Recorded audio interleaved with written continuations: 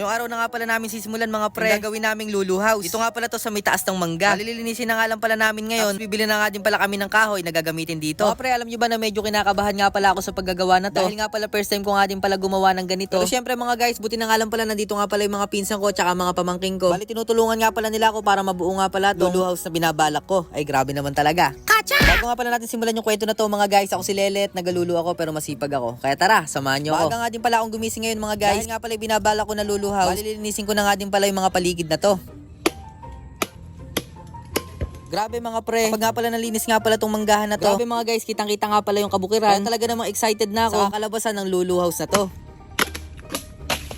Syempre mga guys, di ko nga din pala ito magagawa kapag wala nga palang tutulong sa akin. Bali, umakyat na nga din pala dito yung pinsan ko. Bali, ini-estimate nga din pala niya yung mga gagamitin namin ditong mga kahoy. Para nga pala mas matibay yung gagawin naming lulu house. Mahirap nga din pala kung bara-barang gawa nga lang pala yung gagawin namin dito. Dahil nga pala napili namin peso sobrang taas. Kaya kailangan talaga mga guys na maayos yung gawa namin dito o matibay. Para nga sa ganun na kahit na nga maraming pumasok dito sa may ating lulu house, talagang hindi masisira o talagang hindi malalaglag.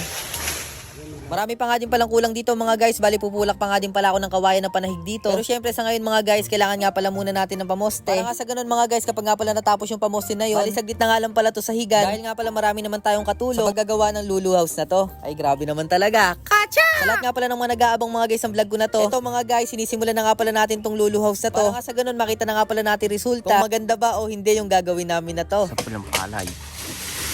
Pagkatapos nga pala namin pumulak mga pre, para nga pala malinis namin dahil nga pala yung mga pinulak namin mga pre, pumunta nga pala sa may bukid, magagalit nga pala yung may-ari. Siyempre mga guys, mas maganda nga pala yung malinis yung ginagalawan mo. Mahirap kasi mga guys kung puro kalat, puro sukal. Isa nga din pala sa dahilan kung bakit nga dapat kailangan malinis nga pala dito. Dahil nga pala mga pre, sa gitna nga pala tayo ng bukid. Hindi nga pala natin masisiguro mga pre kung meron nga bang ahas na nakatira dito o baka may ahas na tumira dito. Kaya kailangan bawat galaw natin mga pre, dapat maingat nga pala tayo. At siyempre dapat malinis nga pala yung ginagalawan natin. Para sa ganun, maayos yung kaligtasan natin. Ay grabe naman talaga. Kacha! Dito mga pre, sinimulan na nga pala namin sukatin ng pinsang ko. Para nga sa ganun, makabili na nga din pala kami ng kahoy na gagamitin dito. Mga pre, sobrang dami ko nga palang balak. Sana nga pala, suportahan nyo ako hanggang sa matapos nga pala tong lulu house na to. Hanggang dito na nga lang pala muna mga guys. Maraming salamat sa panonood. Laging tatandaan, ako si Lelet. Nagalulu ako pero masipag ako. Kaya tara, samahan nyo ako. Kacha! Ano mo sila? Hirapan mo. Ate Jelly. Sino ka? Sino ka? Sino ka? Pero mukhang si Sina? Sina? Kasi tayo na. Darna?